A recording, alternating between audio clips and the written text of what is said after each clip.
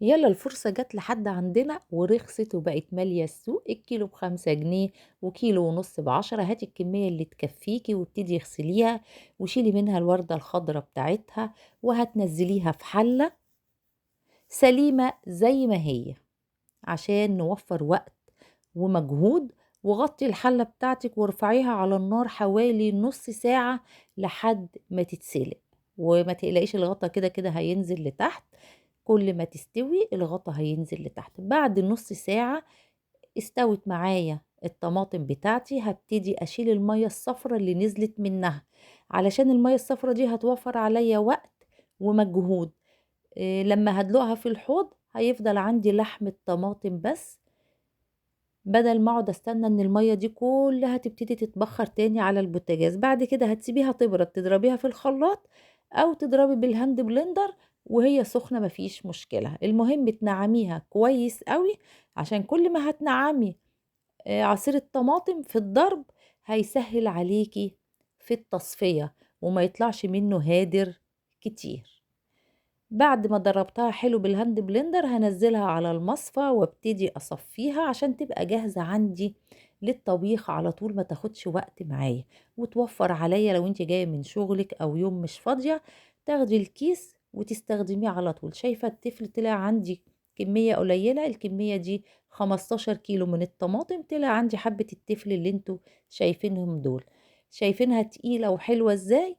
هبتدي اعبي كمية منها في اكياس واخليها وجبات واشيلها في الفريزر على قد الوجبة بتاعتك. كل كيس اعمليه على قد الوجبة بتاعتك، وهي تقيلة كده وتخينة وحلوة.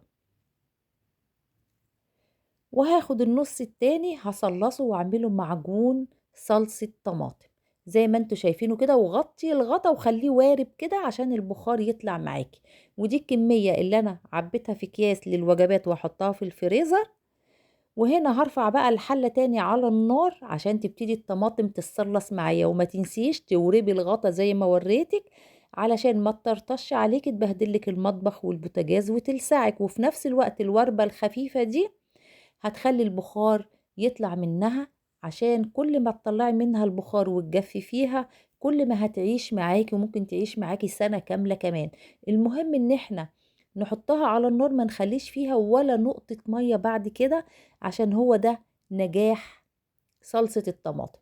تقلبي وترجعي تغطيها تاني، وكل ما تقل معاكي وتتقل توطي النار. يعني اول نص ساعة خليها على نار هادية، تاني نص ساعة خليها على نار متوسطة، النص ساعة الأخيرة خليها على نار هادية وتقلبي فيها كتير. يعني كل 5 دقايق تيجي تقلبي فيها في النص ساعة الأخيرة، لأنها كل ما تتقل وتتخن عايزة التقليب على طول. شايفة؟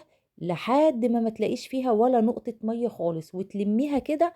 يعني تعملي فيها فتحات بالمعلقة، ما تلمش تاني على بعض، تلاقيها عملت زي العجينة اهي واتجمعت في مكان واحد، مفيش مية ولا نقطة مية خالص. كده الصلصة بتاعتك او معجون صلصة الطماطم هيعيش معاكي مدة طويلة من غير ما تحطيه في الفريزر ولا في التلاجة على الرف. هتسيبيه عادي في المطبخ عندك.